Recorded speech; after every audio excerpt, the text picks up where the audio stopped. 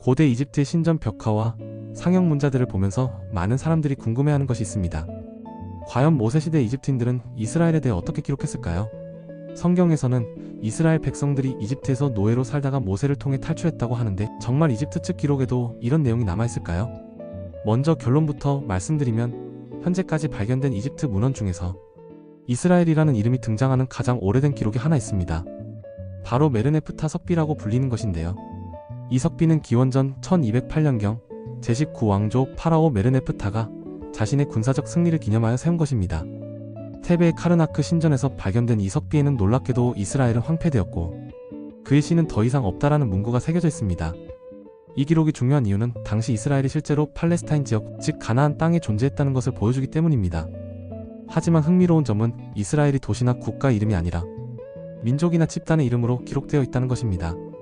이집트인들이 보기에 이스라엘은 아직 정착하지 않은 유목민이나 반유목민 집단이었던 것 같습니다. 그런데 많은 분들이 궁금해하실 것이 바로 출애굽 사건 자체에 대한 기록입니다. 성경에서는 수십만 명의 이스라엘 백성이 이집트를 떠나는 장대한 사건으로 묘사되는데 과연 이집트 측 기록에는 이런 내용이 있을까요? 안타깝게도 현재까지 발견된 이집트 문헌에는 출애굽 사건이나 히브리 노예들의 대탈출에 대한 직접적인 기록은 전혀 없습니다. 하지만 완전히 단서가 없는 것은 아닙니다. 이집트와 고대 근동 지역의 여러 문헌에 하비루 또는 아피루라는 용어가 등장하는데 이들은 이집트와 가나안 지역의 하층 유랑민, 용병, 노동자, 심지어는 탈주자들을 통칭하는 말이었습니다. 일부 학자들은 이 하비루가 히브리인의 원형의 가능성을 제기하기도 합니다. 물론 하비루라는 용어가 일반 명사였을 가능성도 있어서 하비루와 히브리인을 직접 연결하기는 어렵지만 적어도 당시 이집트 주변에 이런 유형의 집단들이 존재했다는 것은 확실합니다.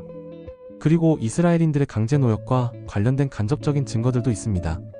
성경 출애굽기에 등장하는 피람세스라는 도시는 실제로 기원전 13세기의 람세스 2세 시대에 존재했던 도시로 고고학적으로 확인되었습니다. 성경에서 이스라엘 백성들이 벽돌을 굽고 성을 쌓았다고 하는 내용과 유사한 기록들이 이집트의 노동 관련 문서에서도 발견됩니다. 다만 이런 기록들에는 이스라엘이라는 구체적인 이름이 등장하지는 않습니다. 결국 현재 우리가 가진 고고학적, 문헌학적 증거들을 종합해보면 모세시대 이집트 문헌에서 이스라엘에 대한 직접적인 언급은 매우 제한적입니다. 메르네프타 석비가 유일한 직접적 증거이고 나머지는 모두 간접적인 단서들 뿐입니다. 하지만 이것이 성경 기록의 역사성을 완전히 부정하는 것은 아닙니다.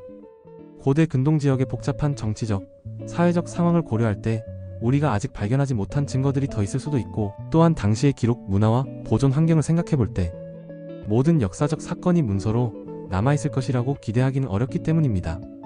역사학과 고고학은 계속 발전하고 있고 새로운 발견들이 계속 이어지고 있습니다. 앞으로도 더 많은 연구와 발굴을 통해 모세시대와 이스라엘의 이집트 거주에 대한 더 명확한 그림을 그릴 수 있을 것으로 기대됩니다. 여러분은 어떻게 생각하시나요? 구독과 좋아요 부탁드리며 댓글로 여러분의 생각을 남겨주세요.